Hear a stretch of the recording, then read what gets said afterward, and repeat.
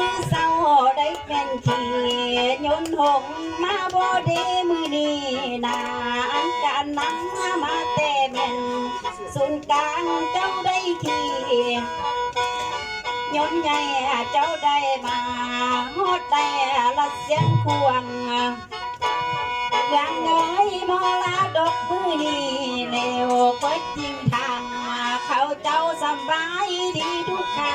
แนงยังเต้นแข่งข้างบ่มละหากนั้นเป็นสู้คนบ่ทานเลยโอ้น้อค่อยก็มา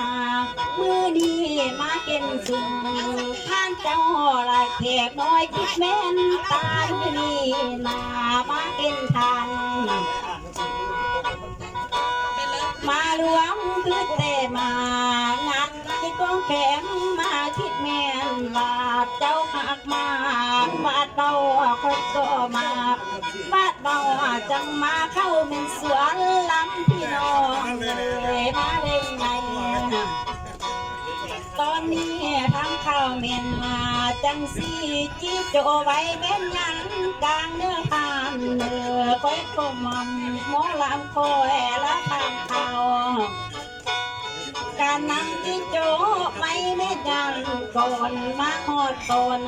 บาดนี้ค่อยจีพันลาแม่นลาเรื่องเสียงควางเขาบันซาดัวค่อยจีพันลานาเสียงควางเขาเก่งกาและเดี๋ยวนี้มันจะเลินแล้วผ่านเลยมีนั่งแม่นเปิดงานละสหกรรมเมยแม่นกีฬาแม่นกองเที่ยวเป็นต้นมันต่อไปนั้นก็แม่นเลี้ยงและสัตว์ใหญ่ปูปลาพร้อมตั้งเมียนงอกไว้ก็จับให้ไปต่างแทงต่างเมืองทั่วป่าเทศอยู่เขตนี้สนุกเทกสู่อันตกมาในตอนนี้น้ำก็ใสละเส้นไฟก็สว่างเส้นทางเงยมันหักยาวใหญ่กวงเจริญแต่ละอันบัดนี้แล้วตกมาในปีก่อนคือเตเมนสมัย19เข้าเมื่อปีเสือกใหญ่เสียงควางเขาบ่ได้เซลได้ทานเลยเข้าเมื่อปีแล้วมันเสือกแนวเล้าเตะทางเมย์เอ้ยมันลิกาเสียงควางเขาบ่ได้ลินทินใจได้อดอยู่ว่าแต่เสียงลาควางเขาตั้งแต่เขาก่อนที่จะไม่เบิก19ถึงบาทเงิน70เสียงควางเป็นเมืองทางลาเป็นทางนกกาจอกคนได้ออกนอกบ้านเสียงควางนี้บัดเตแม่นเป่าเป็นน้ำยุนไอ้คนละมาที่แม่นลูกควันบ่ทานเลยเป็นน้ำยุนกระดักมันมากินก็ลาเบิดมันจังเกิดสะขึ้นเสียงควางเฮาจะไหวบุญมันเจงบ่ละแม่นใจอุ่นเหนือจังได้ดีเวียงจันจังได้ไปนำสร้างก็เวียงจันเป็นบ่อนใหญ่ตกมาในวัดแต่15แล้วแม่นอยู่บ่ได้จังกับเต้าขึ้นมาจังค่อยพากันสาพัฒนาแม่นให้ขึ้นหนาเพื่อแม่นตื่นเก่าบ่จังได้บัดแต่สุ่มผู้เอาละแต่สุ่มผู้น้อยจึงทันเขาน้ำเสียงขวงมาแต่เดิมลานั้นเบาแต่กันทำให้ได้เบจามานาได้พ่อแม่วัดแต่แนวลุงตามาแต่กันเอ็ดนาได้เอาจาก็มาใหญ่อันโตงัวและโตควายพี่จีมาสาวสร้างก็มืออังบ้านเป็นเฝ้าเป็นพ่อแม่อังโกมีผ แนวสร้างพัฒนาเม็ดจากอย่างหลายคนเลยจึงค่อยมาคงเต้าก็หลายคนหลายแง่หมดสั่งสุมแม่นเท่าแก่แล้วก็กำนันพอมาคือเตะขาหน้ากันแม่นจับตั้งแนวใดก็หลายส่วนเป็นข้าบวนจังเสียละวันนี้จังจะเลินดีใจแล้วคอยหน้าบัดสิปีดีกวังสักตะวันดีมาปีนี้ส่งละเต้กินพันสาวคือเตสาหากังราตีลาก็ยิ่งใหญ่คอยจีซึนทางใดพ่อแม่ดันอาการนำมาลือบาคุณต่างแดนหรือเป็นแฟนต่างดาวคอยจีซึนทางท้าก็ทั้งนางผู้เกิดใหม่ของมาสมได้คือแต่เป็นดังเบาลัดท่องเที่ยวอีหลีมาแต่เป็นการดีหลายคนก็มาต่อโคสุมทางเจ้าจังเขาแหงกันเนื้อทานเนื้อ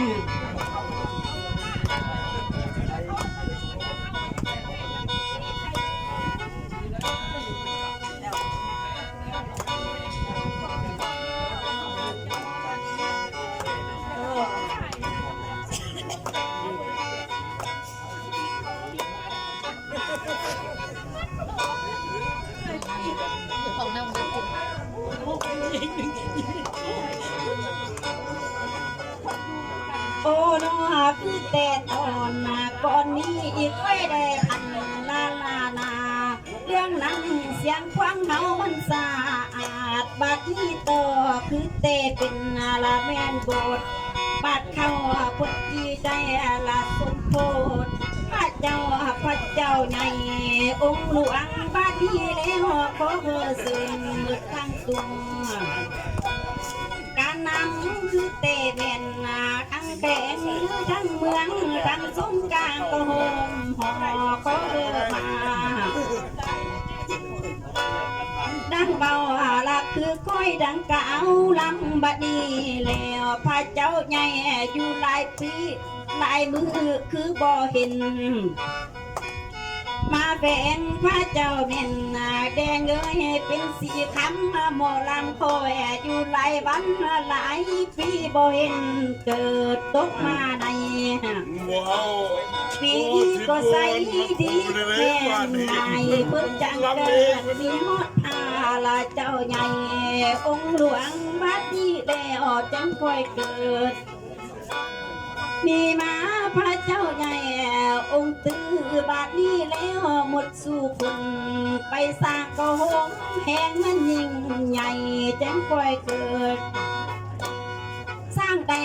ละแนวนี้ก็ดีใจบัดนี้แล้วอันว่าใน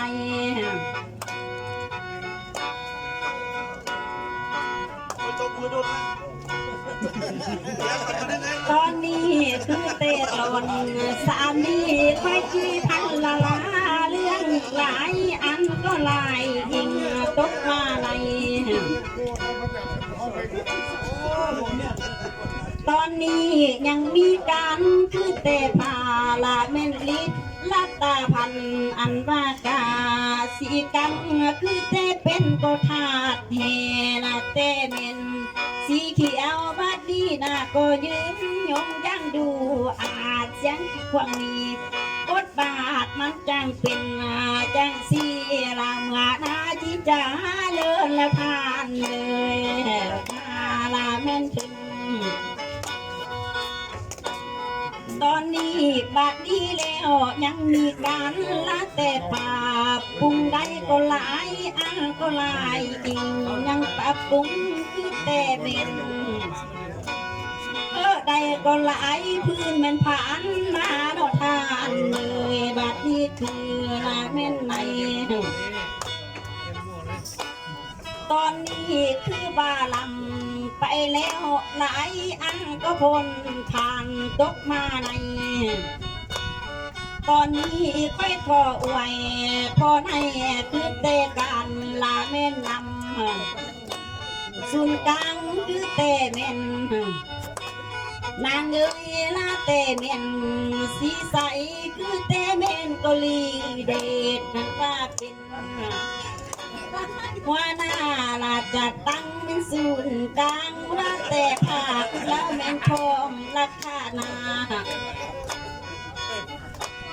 เจ้าแข่งลาเตเม่นพร้อมนำลาเตขามาเอ้ยแม่นการนำแม่ถูกแข่งขอแข่งลาเตทำลาเม่นเมืองข้าหน้าลาเตเมืองความพร้อมเมื่ออยู่ที่เทเป็นสู่คนค่อยขออวยพอให้เจ้าผู้ขี่รถใหญ่ยังตกเม็นตาของเนื้อทานเด้อเจ้าผู้ขี่รถงามยังตกเม็นตาลิงยังกิ่งรัตตาลินตาลงขอสามองเจ้าลายดีไปเม่นกวมโลกเจ้ามีโศกแล้วลาดีเทสุปาการทานเนื้ออันบาทันนำนี้ดีไปเมื่อถูกอย่างอันมาสิบเมื่อเจ้าอย่าได้หนาวสาวพันปีอย่าได้ใครเป็นดังคุณดอกไม้อาลาใส่เลี้ยมเตลาบังเมื่อทานเนื้อโอ้หนูมาถึงไหนตอนนี้บัดนี้แล้วท่านอุ่นตุนเจ้าผู้มีเงินนักเจ้าก็ยังเม่นบ่แพงมือนี้แล้วพระเตทานลาบุญตุนเจ้าผู้มีเงินแดงเจ้าก็ยังเม่นบ่ไหวจะยังเอาลาที่ไปก็หมอลำกับหมอเค้นกับเพียงผู้ค่อยมาอยู่มือดีค่อยก็อยู่เย็นสุขบัดนี้แล้วค่อยจีอวยผลโศกอดีตเป็นเจ้าแข็งเจ้าเนื้อมือดีแล้วค่อยจีอวยผลใสแม่นทันแม่นทำธุรกิจการค้าก็อันใดเมื่อเจ้าเก่งเจ้าหักไปละแม่นทำธุรกิจสินค้าเงินคำแก้วลายละไอเนื้อสินเนื้อท่านหักไปเมืองเตอมีคนส่งบอกเกลือเนื้อท่านหักไปท่านเนื้อมีคนส่งเม่นบอกเขาท่านหักไปละเม่นเฮาฟังบ้านเธอได้แต่เงินคำเมื่อทานไว้จี้อวยพอในฟุ้งเงินบาทเธอไหลมาเม่นปันป้าเจ้าเนื้ออันว่าเงินโดลาไหลมาก็ปานน้ำไหลมาทั้งแม่กำละเตแม่แม่ของเนื้อท่านเนื้อไหลมาทั้งเรื่องน้องก็น้องขายเลยป้าหลังเลือเจ้าไปฟังเปล่าเลือเจ้าหังจนมาเป็นเศรษฐีเนื้อท่านเนื้อครอบครัวละเป็นเจ้าดีอยู่น้ำกันไปจนเท่าจนได้สาคนเท่าละเข้าบาทฟังธรรมะได้จำสินหาพาบ้าได้เป็นสินแปดแต่เมื่อยาสู้ลงมาใหม่บางเที่ยวที่ก็แม่บุคือนะคือเจี๊ยบบุคือเจี๊ยบางก็ไม่เจี๊ยบมาถึงเนื้อกันคุณสั่งเก็บหน้าทานจงสั่งได้คุณสั่งใครเกิดเม่นทางลาบุญต้นเจ้าสั่งทางสั่งนี้เธอเจ้าเป็นเศรษฐีลาลังรวยก็เงินนานปดีแล้วเธอเจ้านอนอยู่บ้านเธอเงินล้านลุลังมาพรได้ทีป้าเสือสุดได้ทีเลิศลำเพิงเขา